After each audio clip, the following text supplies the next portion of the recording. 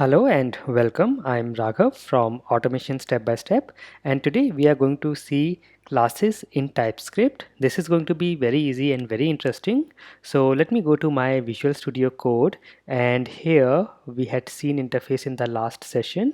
So let me start with writing the code for classes. So to create a class in TypeScript, I will say class and give the class name. Let me create a class for employee and then a curly bracket start and a curly bracket stop. So this is how you can create a class in TypeScript.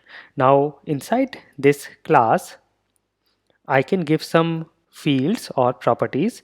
Let me say employee name. I will say employee name, and I can say this should be of type string, and I can also create some methods here or functions. Let us say hello, and if I want I can take an argument in this function, and then inside this function I will say console.log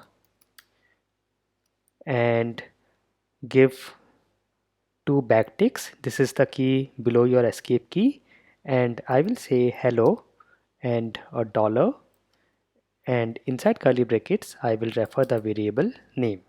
Now to call the fields or to access the properties and the methods of this class, we have to create an object of the class, and for that I will say let emp1, or you can give any variable name, equals to new and employee, that is the class name. So this is how we create a object for a class. Now using this object or this reference emp1, I can access the properties and the methods of this class. So it can access employee name and hello both. So I can say I can try calling hello function, and here I will have to pass some value. So I will say Raghav, and you can see it is saying it is of type any because we have not given any type here. We have already learned that I can just provide a type like this, and now it will only accept a string type. And now if I run this program, I will say node basics.js, and you can see it is printing hello Raghav. Now there is an important concept called constructor.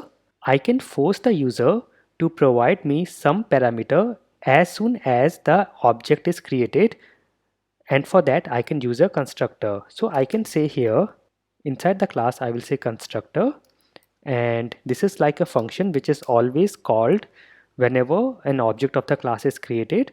Inside the constructor I am saying I am getting a parameter called name, and then inside this constructor I will say this dot employee name, this dot employee name. So this is a keyword that refers to the class variable. So it is referring to this variable, and I'm making it equals to the name that I get in the parameter here.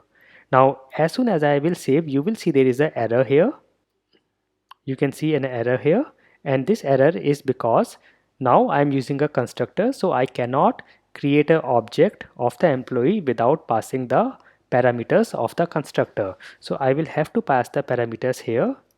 So I will pass this name here, and now it will get set in the employee name variable of this class, and I can use this anywhere inside the class. So for this function, if I remove the parameter and I can say hello and I will say employee name, as soon as I will select the employee name, you can see this keyword is automatically added. So that means it is referring to our class variable, which is this one. And now I do not have to give the parameter here, and I can also access the employee name field or property directly. As I say emp1, you can see employee name is coming here. I can print it on the console. I will say console.log, and I will print this, and I will run this again, and you can see it is printing Raghav and saying hello Raghav. So we have created a class, and now with class, so this was not possible in plain JavaScript, but we can do all the class and object oriented programming in TypeScript with all the new additions of ES6. And now because we are able to create a class, we can also use some other object-oriented features like I can do inheritance. I can create a new class and extend this class. Suppose I create a class called manager. So I will create a new class called manager. Now manager is also an employee, so I want to inherit all the properties and methods from the employee class, and for doing the inheritance we use the keyword extend. So I will say extends the employee class.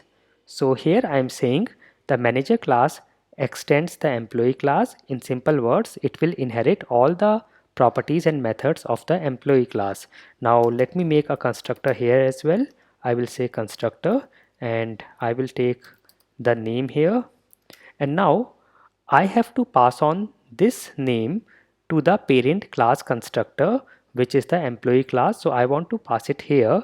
So for this I will use the keyword super. This will call the parent class constructor and I am passing the name or whatever name I am getting here. So this will call the parent class constructor and set the employee name to whatever value is passed to this constructor. Then I can always use other functions. I can say hello, and here I can just print out console log hello from manager. And now let me create an object for this class manager. I will say let manager1 equals new manager, and you will see as soon as I do this it is asking me to provide a value for the constructor or the argument. So let me say the name John here, and now you will see as I use this reference or object manager1 and say dot, it is able to access employee name which is coming from the parent class, that is the employee class, and we have a hello function. Now if you see, this hello function is same here as well as in the parent class. Now if we have the function with the same name, this will get called from the child class. So this is called overriding. This function is overridden or overriding the parent class function. But let me say, let me change this so that you can get a good understanding that I can access functions from both the classes here. Now if I say manager1 dot, you can see I am able to access the fields from the parent class and also the function from the parent class as well as the child class. So here I will say employee name, and this I will have to print. So I will say console.log manager1 dot employee name. Then I will say hello. I will say manager1 dot hello. This function is being called from the parent class, that is employee, and then I will say manager1 dot greet. This is being called from the child class, that is the manager class. So this is done, and let me now try to run this, and you can see it is saying it is printing the name of the manager, that is John.